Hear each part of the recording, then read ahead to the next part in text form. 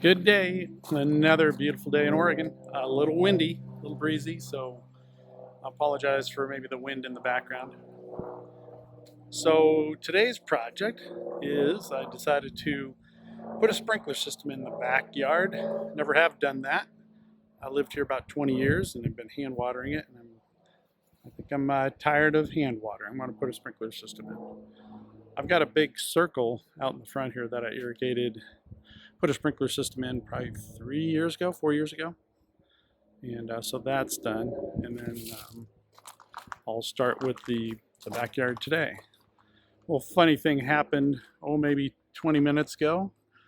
That's a real big old cottonwood. And there used to be three of them. And 1/3 of it fell down about 20 minutes ago. And it was as tall as that one right there. Fortunately, it fell downhill. Didn't cause any damage or anything, but man, it's going to be a mess to clean up. Fortunately, I don't have to jump on it right away.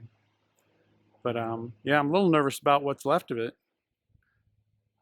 That one to the right is leaning towards the road, and it's probably not the safest tree. I don't know. Well, we'll look at that at another day. But for now, we're going to be doing the sprinklers in the back. So I went to Home Depot and I rented a new piece of equipment that I'd never used before. It's called a landscape trencher. And it's different than a regular old chain type driven trencher. It's got a big carbide tooth wheel. And I didn't video any of it, but I'll share the link down on the bottom. And Home Depot's got a little video on how it works and what happens to it. So this is the very start of it. I got the equipment this morning, trenched it. It took about 2 hours from when I picked it up, and trenched all the lines. I'd had it all marked out where all the heads were going to be, and I had the timer and wires run to the garage for the circle, and I'd laid out and located all the wires, and of course, sure enough, I found them. So I'm going to have to run new wires for that. Fortunately, I got some wires for it. But yeah, it was not that bad. I would recommend it as opposed to going with the big trencher. Sometimes that thing's so big, the regular trencher with the chain on it, and I had some real tight areas to get to, and it trenched it nice. You can really adjust your depth pretty easily on it. I didn't really go that deep, maybe 4 to 6 inches, but and heck, I probably have I don't know, 300 or 400 feet of line that I ran here, maybe more, or at least trenches. And actual time, it was probably a little more than an hour. It's not a real huge machine. I liked it. I thought it did a good job.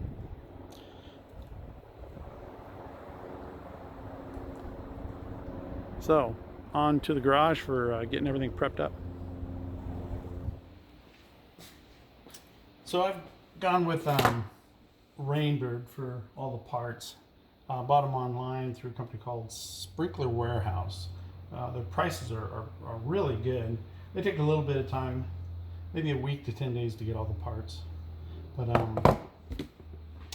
I've got 38 heads, and I'm going to make up what they call swing pipes. This is a funny pipe, they call it.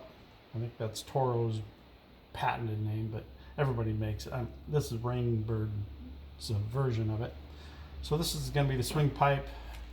I'll put the sprinkler on that end, and I'll put, well, here's one already made. Got the sprinkler head on one end with a 3/4 or 1/2 inch barbed elbow, about 18 inches of funny pipe to another barbed elbow into a 1/2 inch threaded T with a 1-inch coupler because my pipe's all 1 inch. So I'll make up everything. I won't bother screwing the actual sprinkler heads on it, but I'll make up all this other stuff. And if you guys have ever put together funny pipe onto a barb fitting, this one right here, it is snug. So since I got 38 of them times 2, that's 76 of these I'm gonna have to push on. I'm gonna do it here in the garage, and I'll show you how I want to put these all together because they're tight. They're really tough to put on.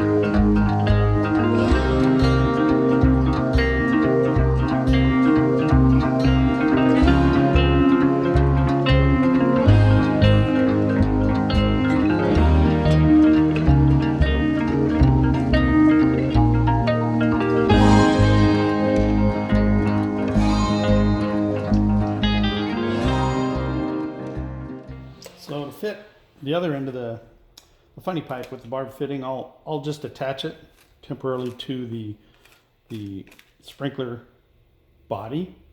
Then I'll unscrew it from here. I don't like to leave it on, especially when I'm going to flush the whole system when I'm all done, because this particular head, it's a Rainbird 1800. They call it a PRS, and PRS is that pressure regulating stem, and it's rated at 30 psi. So inside here they've got a regulator that regulates your pressure. So I have a lot of pressure here. So inside this stem, it's got a regulator that'll limit the water pressure going through this nozzle to 30 psi, and that'll make this nozzle, this isn't the nozzle, it's a plug, but you go back through and put all the different nozzles that you need in. But on the nozzles I'm putting in, it makes them more efficient and they work better. They don't atomize and just turn to a mist because you have so much pressure running through this. So, but I'll use the body to help me put the barb fitting on, just because it gives me something else to hold on to.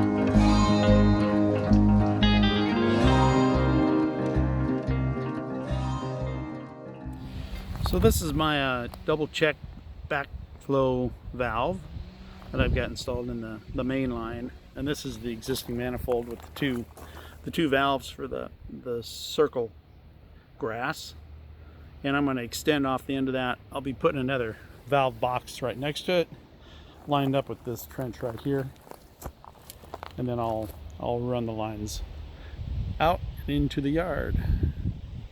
And before all that starts, I got to prep all the pipes and the sprinkler heads. It's been a long day. Lots of gluing, lots of cutting, lots of install. Had 38 heads that I started with this morning, and I have 6 left to put in. And I'd like to get them installed tonight so I can water test it tomorrow. So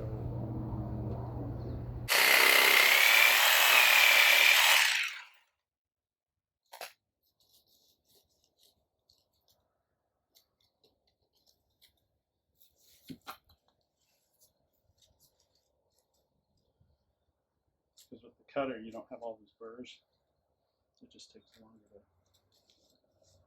put it all together.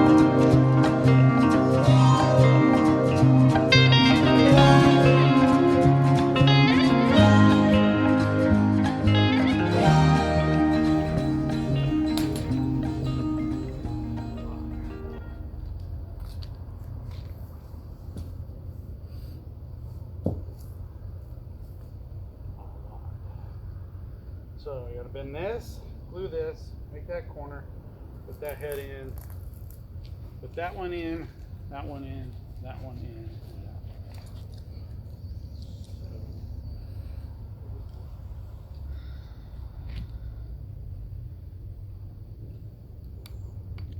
in. The last fitting, and it's only 8:35.